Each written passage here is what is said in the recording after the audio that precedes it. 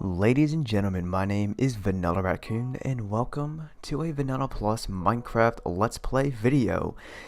To be honest, I'm not entirely sure what I would like to do in this episode, but I have a rough idea as to what we could possibly do. But before I get into that, I just want to mention that yes, better leaves along with better grass has been fully implemented into my own personal resource pack, and that is Van's Jawn 3.0. However, I did not do this myself, so I want to give a quick little plug to my boy, my homie, good peep of the channel, System CFM, for doing this for me. Thank you ever so much, buddy. It truly means the world to me that you would be so kind to do this. And so, with that being said, let's just go ahead and begin to walk through the farmland here. So, as you can tell, I've begun to scatter some leaf blocks around the area, and where you may see some leaf blocks, I actually see some weeds beginning to grow within the crops, and they're starting to spread ever so slightly. For example, if we make our way back up to the small modern house right here, you'll see that we have that going on as well. And because I thought I heard a zombie for a moment, sorry about that. Because this is a zombie apocalyptic modern themed project, we're not going to have that many people around to do the landscaping, in the sense that maybe they'll trim the bushes and also prevent the plant life from sprouting into overgrowth and taking over the place. So that's why I've also incorporated the quote-unquote leaf blocks around here as well.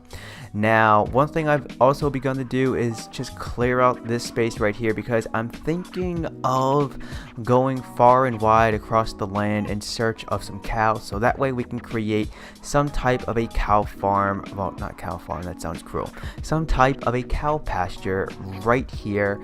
And then moving along back here, this is going to get into the rough idea as to what I have in store for this video, at least, is then we can begin to set up various animal farms, not to be confused with the best-selling book, which is also one of my favorite novels, by the way.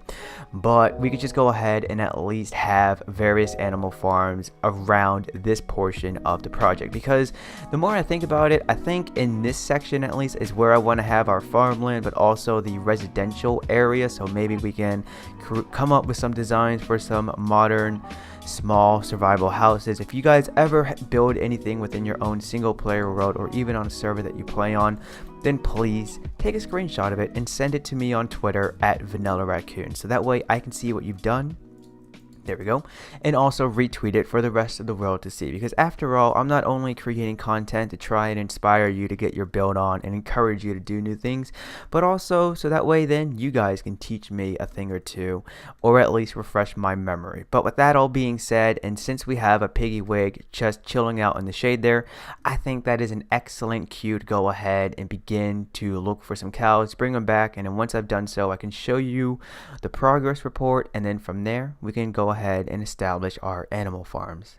Style is dead and comfort is king. I say that because we are standing within one of the most smallest modern cabins that I have built to date. Now, obviously, this is where we will lay our head to rest at so that we can make it the day. But right above our bed, we do have a painting that is from the very talented Bob Ross. Now, if we go ahead and enter theater mode so we can have a clean screen, you'll even be able to spot one of his infamous happy little trees that is placed not directly in the center but fairly close to it of this marvelous painting. Now, in the off chance that we have some armor that we would like to prop on this armor stand and dry from the summer rain, or just let it heat up, then we can do so, which is placed right in front of our furnace. Now, as you can tell, we do have a single chest, and it is fully accessible. That is because right above it we have a slab that is placed on the lower half block space. Then right beside this furnace is another chest, and then right beneath it we do have a crafting chest table, which is what that one strip of pixels is, and that is fairly accessible. Now, if we were to step outside of our small modern cabin, you'll see that this is our cow pasture. Now, I would like to mention that seeing as how this zombie apocalyptic modern themed town doesn't have that many people living within it, we don't need a large in size cow pasture. So that's why it's only going to be 6 blocks in length and 6 blocks in width. However, we do have multiple fence gate systems. We have a single gate system right here, we have another single fence gate system right here, and then one more on this side. However, where we will be leading our cows in and out from is right here, seeing as how it is a double fence gate system. Now that hissing sound that you are hearing is once again coming from water running over smoldering blocks. In this case, it's a magma block, but I'm just going to use my imagination and call it smoldering rocks. And that is because, well, when I wanted to light this place up, I didn't want to do the traditional torch on a fence post or using glowstone or even a jack-o'-lantern. I wanted to just step outside the box. Well, I wanted to think outside the box and then take whatever block that emits light through the power of Optifine and let that be my source of light. So if that's something entirely new to you, I hope you like it. Hope you take inspiration from that and consider doing something like this in your own single player world or even on a server that you may play on. Now, I would also like to just quickly point out the reason why we have path grass blocks here is because, unfortunately, when I was sorting out my inventory and depositing some items within the chest here, a creeper came up from behind me and was like, "Hey, I really like what you're doing along with the series that you have going on at Vanillaraccoon.com." And then he couldn't take in his excitement. He couldn't handle his excitement. It just went, yeah.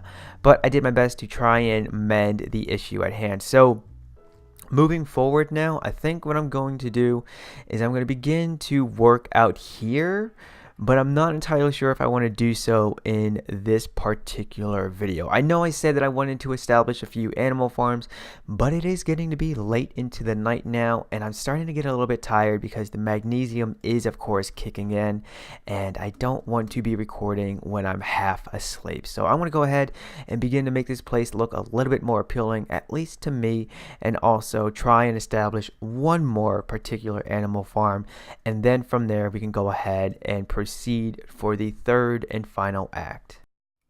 Full disclosure, the magnesium is kicking in and I am pretty drowsy at this point in time, so I'm going to do my best to try and keep things as sweet and short and simple to the point as I can. And I'm pretty sure that's not how the saying goes, but nevertheless, let's go ahead and see what's going on here. So we do have a total of 8 cows within this pasture, and that's only because I don't want them to feel uncomfortable in being claustrophobic. This is only 6 blocks in length and 6 blocks in width, and seeing as how they're a little bit on the large side, maybe even extra large, I just don't want them to feel uncomfortable when they're staying here for the short term. Now, this pathway does lead to a traditional chicken farm, and I did consider the idea of building a lossless cooked chicken farm, but I just don't have the time nor the proper materials in which I can go ahead and set one up. So probably off camera is when I'm going to do so,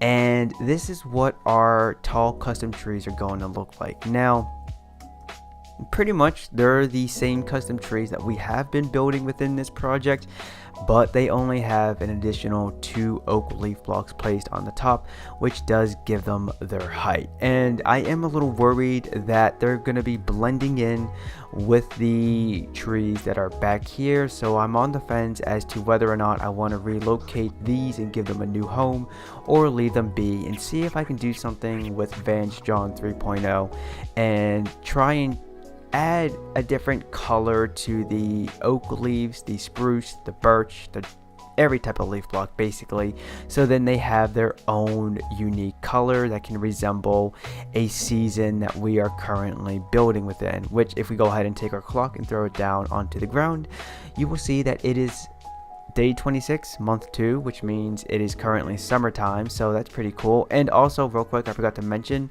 that off camera, not in between recording acts for this video, but before I started to record this video in general, I caught a Squirtle.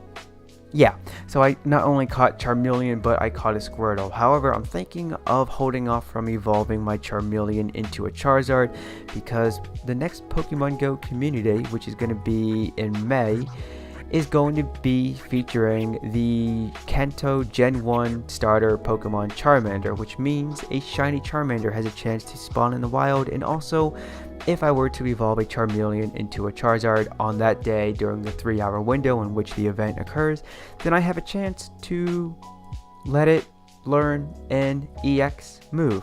But with that all being said, ladies and gentlemen, I think it's now time to bid you a farewell. So as always, if you enjoyed this video, then be sure to drop a like and consider subscribing to your new home for entertainment. But do not forget to turn on notifications, that way you will not miss a future upload. My name is Vanillaraccoon, you have been awesome.